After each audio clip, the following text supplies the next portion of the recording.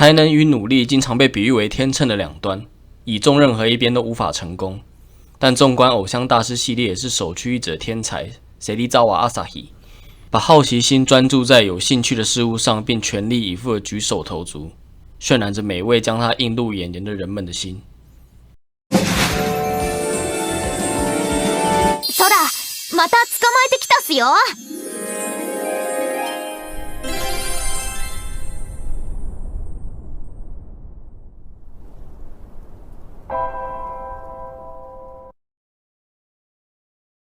そら、見てるっすか？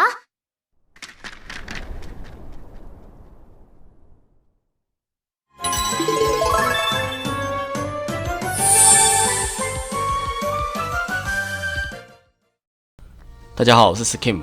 在正片开始之前，久违的提醒一下，别忘了打开频道小铃铛和按下订阅钮，才不会错过新影片的内容。模仿是人类学习未知的重要途径，但对阿萨希而言，或许就像制作人在街上注意到他的时候，光是看过一次放映在室外电视墙上广告中的舞蹈，就能毫无差错的完美复制那样，以自身才能轻而易举地重现他人的一举一动。纯粹出自于阿萨希涉猎广泛的旺盛好奇心。然而，阿萨希的才能随着故事的推进，越能借由他周遭的人的视点，见识到那尚未看到极限的惊人才能。Wing 时期开始，不论什么规模的场次，都能毫不紧张地发挥100%的实力。感谢季的时候，东优子和爱一拼命练习出了舞蹈，阿萨希仍然只需看过一次，当下就表演给两人看。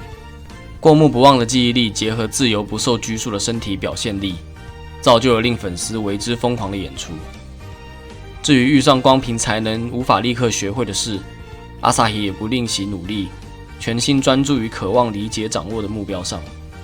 虽然也曾经因为忽略休息而身体不适，但丝毫不把努力视为自我磨练，完全投入其中并享受其过程的想法，让东欧子形容过：倘若世界上真有怪物，那就是阿萨希这样的存在吧。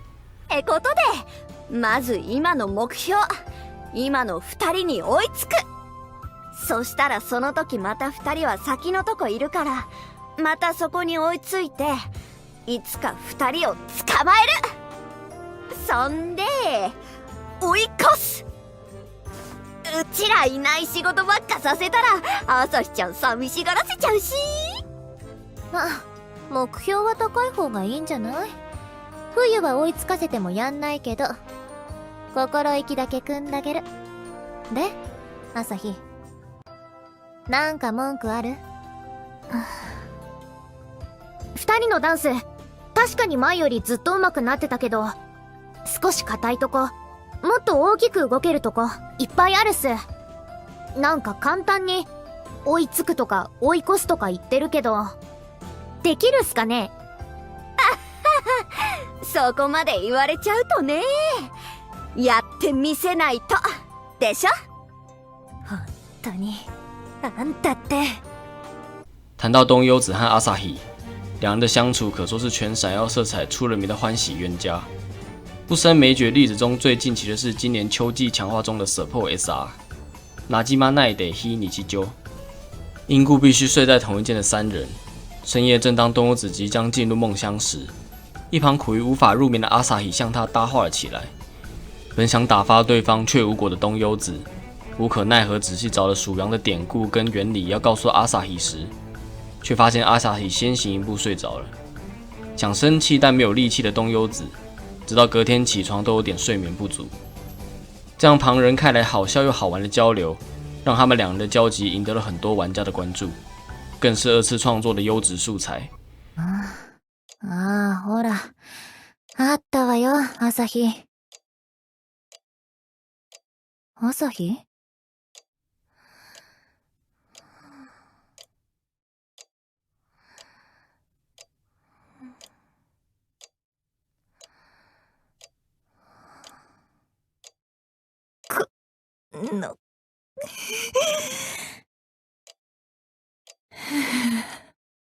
もういい。さっさと寝よう。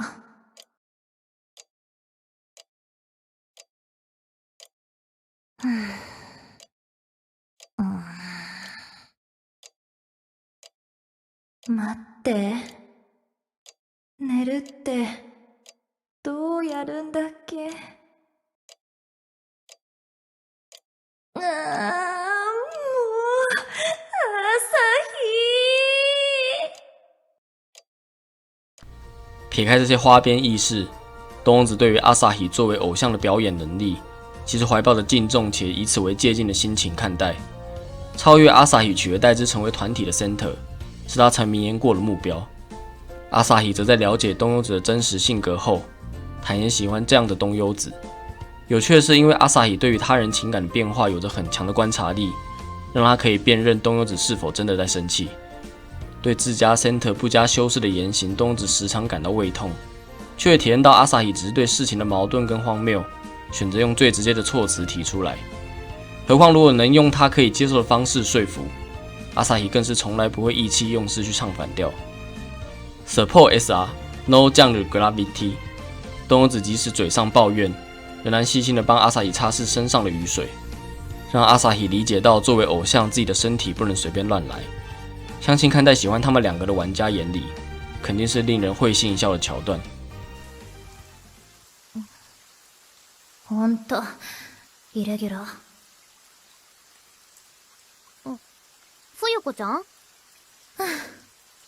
朝日、あんたはあんた一人の体じゃないって自覚を持ちなさい。私の体は私の体っすよ。アイドルとしての自覚を持てって言ってんの。あんたが怪我したり風邪でもひいたりしようもんならみんな困るわ。そうっすか。はい、ふけた。もう勝手にどっか行くんじゃないわよ。冬のハンカチ濡れちゃったし、次は拭くものがないんだから。わかったっす。相较起两人在抱持的情感上复杂且有落差的关系，爱依和阿萨希的情谊简单的像姐妹，甚至有点像母女。比起工作私下的相处有较多的描写。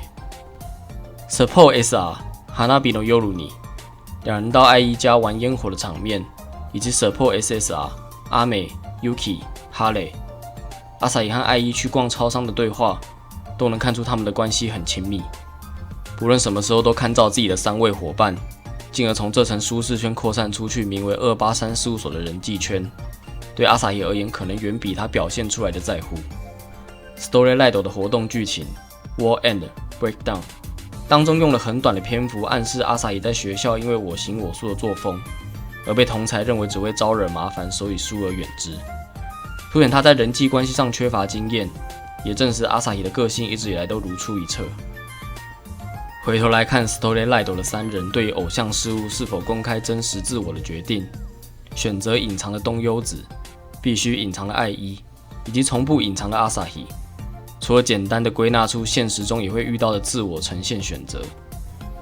遊戲內粉絲喜歡 Storyline 舞台上的形象，對比上身為製作人的玩家了解3人的真實面貌而喜歡上他們，不也比喻着真實世界公眾人物和支持者之間藉由喜歡建立起的關係，實際上不見得建立於偶像的全貌之上。演出所包含的真實度，到底該不該被評判其價值？或許牽扯了太多主觀意見而有太多不同的聲音。但就像我在東子的影片提過，表演者在台上付出的努力和展現出的演技，就像他們的真實性格一樣，不會因為哪一邊的存在而抹滅。重要的是，你選擇喜歡哪一面。阿萨希、東優子跟愛依的故事闡述了偶像表裡之間交錯而生的百態，那他與製作人的聯繫又如何呢？訴說每位偶像個人故事的掛模式，比起其他偶像是用參賽和另一項工作去拉開帷幕，阿萨希的掛卻是他被外送用機車吸引目光。幾番波折後，阿萨希竟然和製作人提出，想以外送學徒的身份在蕎麥麵店修行。縱使經過了解後，製作人明白是利用工作以外的時間，並且店長只是讓阿薩希在外送的時候陪同學習，整體的工作環境並無危險。不過基於掛將近，製作人擔心阿薩希的定力不夠，決定勸退他繼續在蕎麥屋修行的想法。然而在製作人和阿薩希直來直往的問答間，不但再次闡明了阿薩希對所有專注的事物都是全心全意，同時延伸出當代社會仍然可見自顧自地把這樣是為你好的想法塞給別人的偏執。プロデューサーさんもお店行ったんすか？弟子になるすか？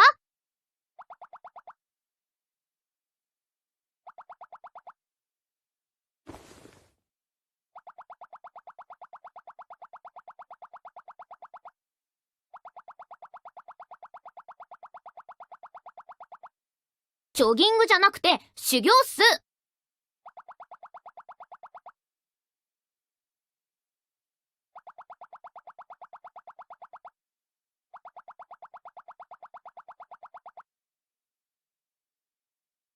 え？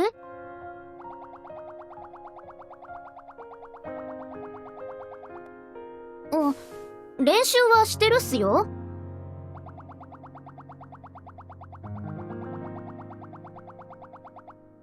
それはプロデューサーさんのやりたいことじゃないんすか？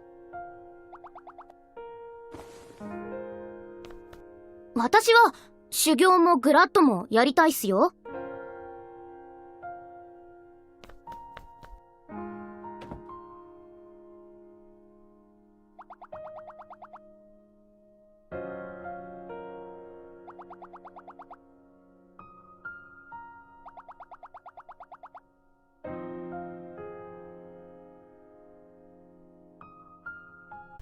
官方运用阿萨希年纪和个性上的设定，隐晦地提点了现代人普遍会面对到的过度着想的问题，是我私心很喜欢的片段。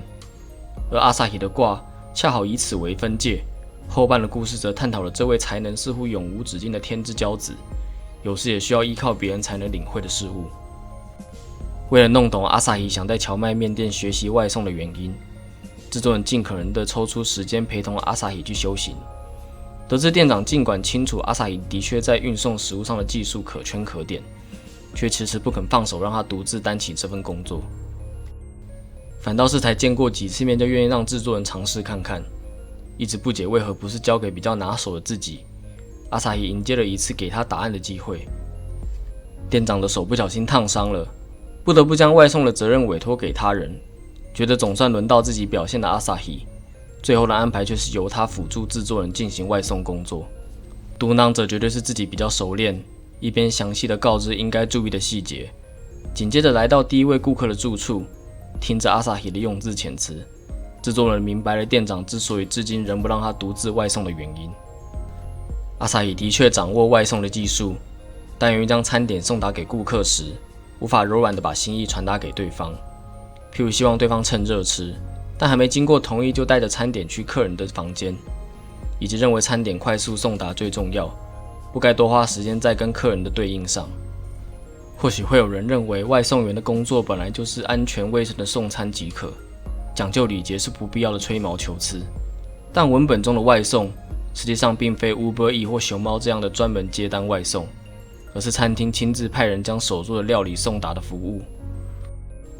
换言之，这样的外送象征着餐厅的门面，让在家用餐的客人同样能感受到店家的诚意，正是店长希望阿萨希能学会外送的最重要之处。而这段剧情更回应了阿萨希无法理解先前歌唱老师提到他也得学会慎重并传达心意的歌唱的往事。当时单纯认为粉丝是为了高超的舞台表演而来看自己演出的阿萨希，随着这次和制作人一起外送的机会，开始学习感受人与人的对应，在你来我往之间无形地传递着情感。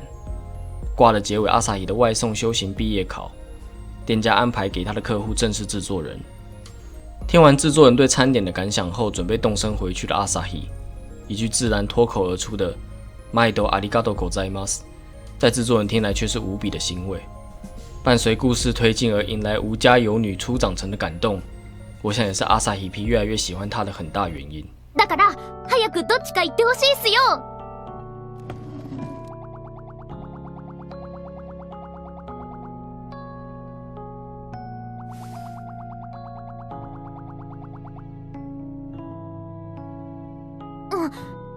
どうすか？や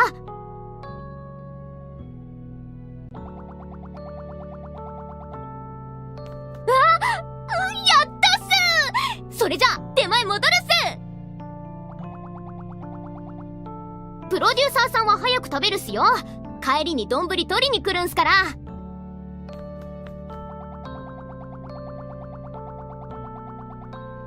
はいっす。プロデューサーさん、毎度ありがとうございます。